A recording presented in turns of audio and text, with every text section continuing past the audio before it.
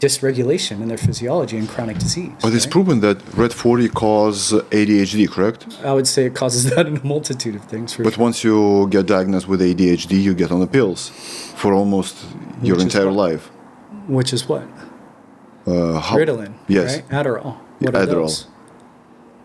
Those are derivatives of methamphetamine. Yes. They are highly addictive.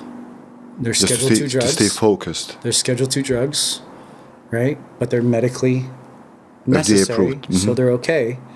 But if you did that on the street, you go to jail. It's like a felony, It's like, but we give them to kids as young as 4, right? Mm-hmm. What's the first side effect? Depression.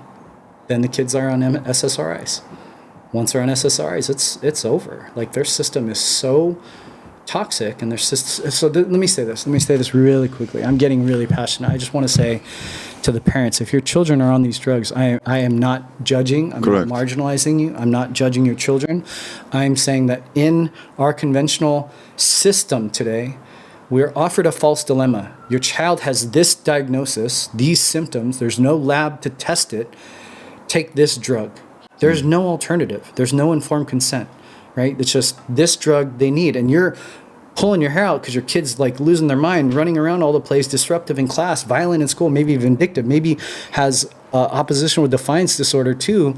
And they say, this is your saving grace. But they don't give you any other alternative options. They don't give you any other possible other providers even. They just say, take this. And they can go further and say, if you don't take this, if you don't give it to your kid, that they can leverage all sorts of other things, CPS and things like that.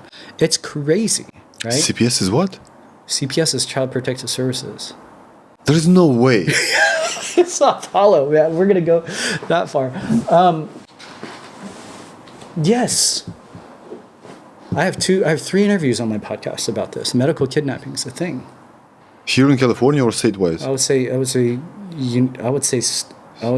United States wide. Doesn't matter what state you're in. You go to the hospital.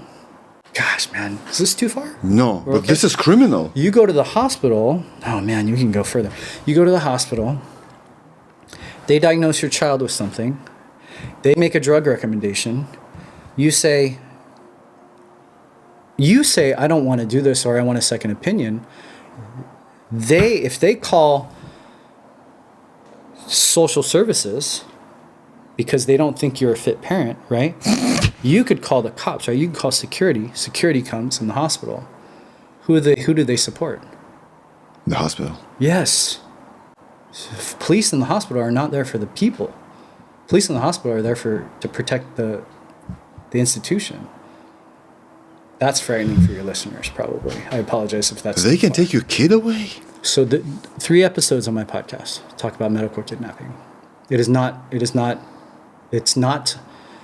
common, but when doctors come in and they leverage the ego, right? They leverage, we haven't even talked about the subject, right? We haven't even talked about the sacred of all sacred cows, right? The vaccines, we talked a little bit about Hep B, but the reason why families that come to me, and maybe families that are kind of waking up to you in terms of natural health, there's a huge hesitation today to go to the pediatrician. There's like, hey, do you know any good pediatricians, right? And usually the parents that are, especially since COVID, and especially in California over the last 10 years, are you familiar with the laws for vaccines in California? Mm-hmm. So ever since those laws popped up, there's been an extraordinary concern for children and the parents going to actual conventionally trained pediatricians because of that one intervention. So leveraging of shots, the leveraging of all those types of things. And if you don't choose what the medical doctor said, last week, I had one mom. She is no spring chicken, 6 kids. She wants more kids. Oh, wow. They're an awesome family. They're so smart. They're so conscientious. They are so incredibly educated. One specialist at the Rady Hospital down here got so pumped up, not even from a drug, from a referral to another provider. Said, if you don't see this other provider, I could take your kids away. He told this to Directly a mom? to the mom, right after the dad walked to the door. And you will probably get comments from this where parents have experienced the same level of coercion, the same level of communication. Most of us don't know that we don't have that many rights in hospitals, that we sign a lot of those rights away, informed consent and all the different paperwork at the beginning. And we don't realize how much power that those institutions have. Why do you think so many people got stuck in hospitals during COVID? They couldn't get them off ventilators, right? You couldn't advocate for your family. You couldn't actually get them off of remdesivir and all those poison drugs that killed people because people were subservient to the system, right? And that's why it's so important in the medical system for us, and this is probably me making myself even a greater target. It's like, in my field, there are so many chiropractors who practice like I do, who literally see children with some of the most chronic neurodevelopmental, neurobehavioral challenges heal. Sometimes with adjusting only, right? All we're doing is actually working on the body, helping their nervous system communicate, measuring objectively how their nervous system is communicating better, and sometimes they're nonverbal autistic and they speak for the first time. And most people don't even know that happens, right?